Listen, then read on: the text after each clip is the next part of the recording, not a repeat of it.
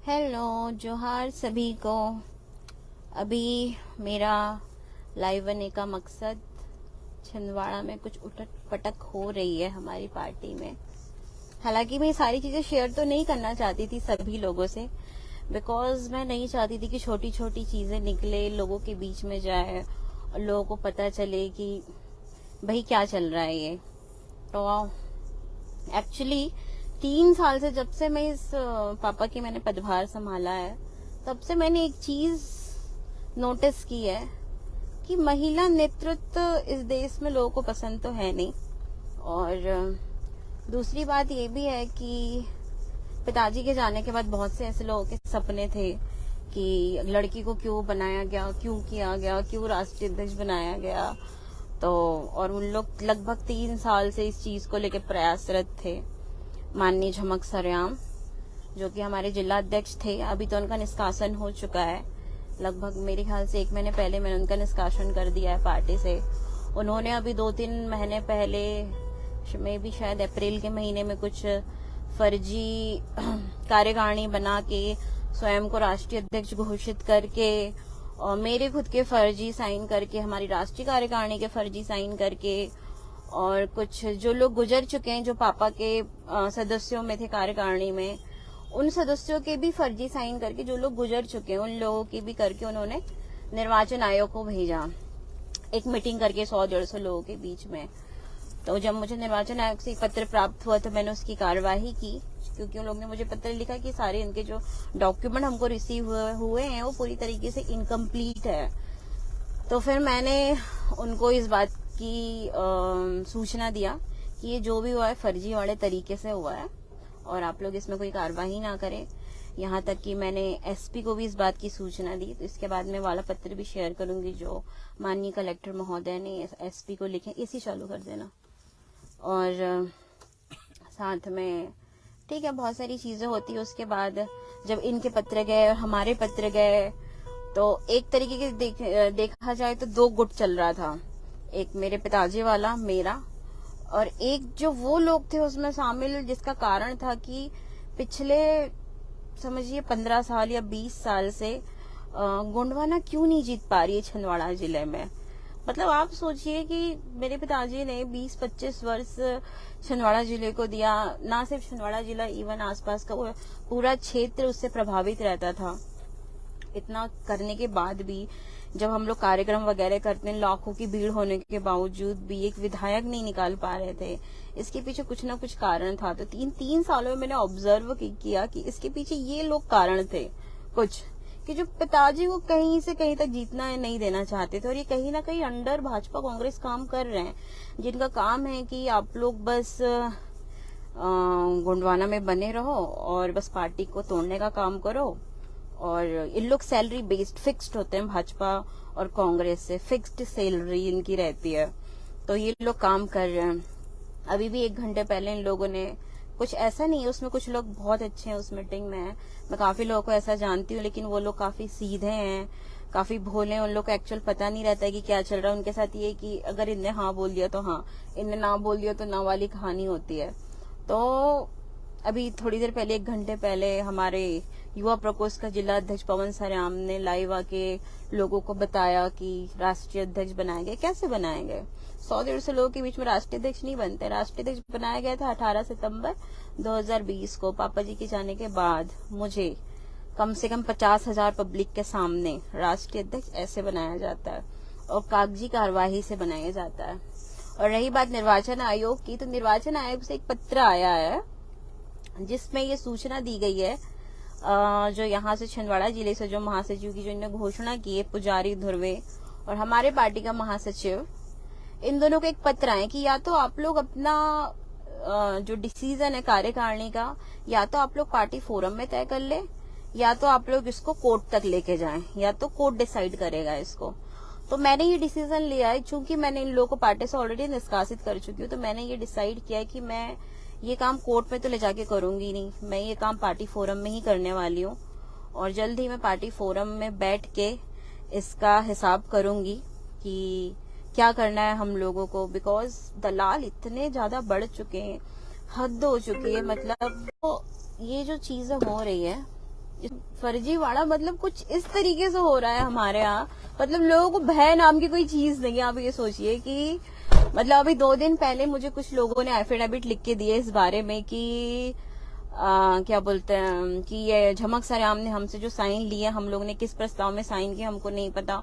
उन लोगों ने साइन किया कि एक बैठक, एक सामान्य बैठक है, इसके उस पर साइन किया। कुछ लोगों ने सदस्यता ली। लोगों को जानकारी नहीं कि झमक सरेआम ने किस विषय पे साइन किए थे, लेकिन उन लोगों ने कर दिया और धोखे से उन लोगों का धोखे से भी नहीं हुआ, उन लोगों का ये चीज जान के ही हुई थी और उन लोगों को लेकिन इस बारे में कोई जानकारी नहीं थी कि क्या चल रहा है ये सारी चीजें। और अभी लगभग 2-3 महीने से मैं इस चीज को मतलब बोलना चाहिए संज्ञान में ले रही हूँ ये मामले को, और लगातार मैं एसपी को, कलेक्टर को मैंने इसकी सूचना भी दी है और कलेक्टर ने एसपी को भी आदेश दे दिए हैं कि जो इन लोगों ने जो फर्जीवाड़े किए हुए हैं उसको लेके जल्द से जल्द कार्रवाई करे या इसकी जांच कराई जाए। रही बात निर्वाचन आयोग की, तो निर्वाचन आयोग ने इस बात में साफ जवाब दिया है कि आप लोग इसको पार्टी फोरम में तय कर ले या तो कोर्ट जाके तय कर लें, क्योंकि जो ये 2 गुट हो रहे हैं, ये 2 गुट से निर्वाचन आयोग खुद ही यहाँ पे कंफ्यूजन में है कि उनको क्या करना चाहिए। इवन मैं खुद कंफ्यूजन में हूँ, मतलब मैं तो आई लिटरली शॉक्ड कि जब मैं ये सारी चीजें देखती हूँ, जब आप एक ऐसे रास्ते पे चल रहे हैं जहाँ पे आप जेन्युइनली कुछ अच्छा करना चाह रहे हैं अपने समाज के लिए। और ऐसा नहीं है, देखो मुझ में, मैं ये नहीं कहती कि मुझ में कोई कमियां नहीं है, मुझ में होगी कुछ ना कुछ तो कमियां होगी, बिकॉज मुझे अनुभव नहीं है और पापा के जाने के बाद अचानक से इस पद को संभालना मेरे लिए एक बहुत बड़ा टास्क था, ये बहुत बड़ा चैलेंज था। बट स्टिल उस चीज को देखते हुए मैं धीरे धीरे इस चीज में आगे बढ़ी, अपने आप को स्ट्रॉन्ग किया। बहुत ऐसा नहीं है, लाइफ में बहुत सारे अप एंड डाउन्स आते रहे, बट ठीक है, सबको साइड में रख के इवन अपना घर छोड़ के मैंने एक पर्टिकुलर एक पार्टी का कार्यालय बनाया, मैं वहां पे रहने लगी, मेरा लोगों से मिलना जुलना लगातार करती रही। स्टिल ये सारी चीजें करने के बाद जब आपको महसूस होता है यार कि ऐसे भी लोग हैं आपके पीछे जो आपको भला बिल्कुल नहीं चाहते हैं, जो आपको पूरा टाइम उनका काम है आपको टोचने का, और आप लोग मतलब लाइक डीमोटिवेट करने का, पूरा टाइम उनका काम है आपको मनोबल तोड़ने का। और ये लोग वही लोग हैं जिन्होंने मेरे पिताजी को 15 साल से जीतने नहीं दिया। मतलब मुझे ये बताने में बहुत अजीब लग रहा है, लेकिन आज चूंकि इतना हद हो चुकी इस चीज की कि आप मतलब ऐसी थी कि इन्होंने एक हर सीमा वहां पे क्रॉस कर दी कि कानूनी कार्रवाई से बचने के लिए एक इंसान ने 100 लोगों की मीटिंग लेके फर्जी तरीके से उस चीज की घोषणा करना, वो तो स्वाभाविक सी बात है कि अब इसकी कानूनी कार्रवाई और तरीके से होने वाली है। चूंकि अभी लोग ने और ज्यादा फर्जीवाड़ा कर लिया, तो अब मैं इसमें पीछे तो हटने वाली नहीं हूँ। और सभी लोग जो मेरे साथ लाइव में जुड़े हुए हैं, सभी से निवेदन है मेरा कि इसको लेकर कोई भी सोशल साइट्स में चूंकि अफवाहें हैं तो इसको शेयर ना करें, किसी भी तरह की अफवाहें ना फैलाएं। और व्हाट्सएप, फेसबुक के माध्यम से आप लोग फर्जी न्यूज बिल्कुल भी ना फैलाएं, पूरी तरीके से फर्जी है ये, मैं इसका खंडन करती हूँ। निर्वाचन आयोग द्वारा कोई किसी तरीके का पत्र छिंदवाड़ा जिले में तो बिल्कुल भी नहीं आया है, और अगर आया है तो मैं तो कह रही हूँ कि आप लोग उसको खुल के बताओ कहाँ आया है, किसने घोषणा की किस चीज की। निर्वाचन आयोग द्वारा एक पत्र बस यही है कि आप लोग या तो पार्टी फोरम में तय कर ले या तो कोर्ट में जाके तय कर ले, और ये चीज पार्टी फोरम में ही तय होगी। और रही बात झमक सरेआम की, जो कि 6 साल के निष्कासित हो चुके हैं, तो मेरे सभी अखिल भारतीय गणना पार्टी के पदाधिकारियों से निवेदन है कि जो लोग पार्टी से निष्कासित हो चुके हैं, जो पिछले 15 सालों से दलाली कर रहे हैं पार्टी में रह के, आप उन लोग का साथ मत दीजिए। एक लड़की है, शिक्षित है, पढ़ी लिखी है, आप लोगों के साथ में है, आप लोगों का साथ दे रही है, और क्या चाहिए समाज को। और वही मनमोहन शाह भट्टी की बेटी, और क्या चाहिए आप लोग ये बता दीजिए। इतनी शिक्षित लड़की है और ऐसा नहीं पूरे समाज तत्पर रह रही है। आप जब कह रहे हैं हर जगह उपस्थित हो रही है, जो मेरे से करवाना चाहते हैं वो कर रही हूँ, जैसा कर रही एज अ बेटा आप सभी लोग मुझे ट्रीट करते हैं।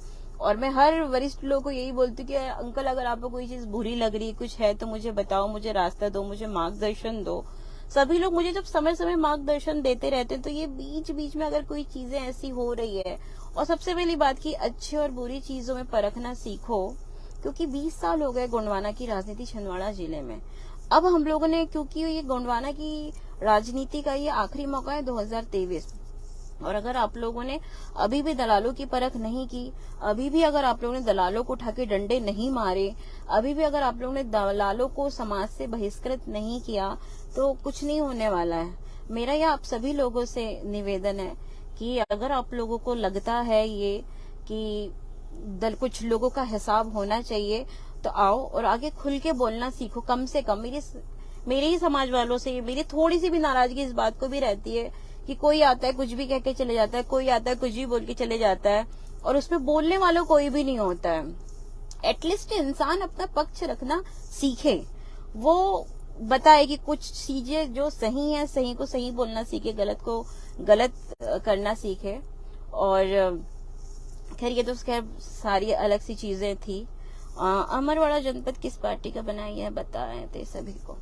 अमरवाड़ा जनपद की कहानी ये थी भाई साहब, दिनेश भलावी जी जो हमारे जितने भी जनपद जीते थे वो सब सेट हो चुके थे कांग्रेस भाजपा में जाके। अंत में हमारे पास ओनली 3 जनपद बचे थे।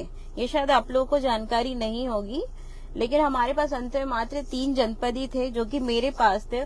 और उससे पहले चुनाव के जिस दिन अध्यक्ष का चुनाव होना था उसके एक दिन पहले तक ये कोई भी मेरे साथ में नहीं थे। सभी लोग, कोई खंडवा घूम रहा है, कोई भाजपा के साथ कहीं और घूम रहा है, कोई कांग्रेस के साथ कहीं और घूम रहा है। सब लोग को अपनी अपनी पड़ी हुई थी, क्योंकि सबको अपने घर भरने रहते हैं कुछ लोगों को। तो ये सारी चीजें तो खैर अलग है, जनपद का इससे कोई लेना देना नहीं है। चूंकि दिनेश भलावी आपने सवाल किया था तो मैं आपको बता दूं, और भी बहुत सी ऐसी चीजें हैं, बट ठीक है। मैं चूंकि मैं एक पार्टी के राष्ट्रीय अध्यक्ष हूँ, तो मैं इस तरीके से तो बिल्कुल भी यहाँ पे लाइव आके अपने पार्टी में अगर कुछ क्या बोलना चाहिए उसको, पार्टी विरुद्ध गतिविधियां हो रही तो उसका मैं यहाँ पे आके बता तो नहीं सकती हूँ बहुत सारी चीजें। और किसी को लेके कोई शंका है तो मुझसे बिल्कुल कॉल करके बात कर सकते हैं। और सोशल साइट्स में किसी भी तरह की अफवाहें ना उड़ाएं। और मैं बता दूं, जो भी इस चीज को लेके लाइव आ रहे हैं, ये फर्जी अफवाहें फैला रहे हैं, थोड़ा कानून से डरिए, क्योंकि मेरी ऑलरेडी कानूनी कार्रवाई चालू हो चुकी है।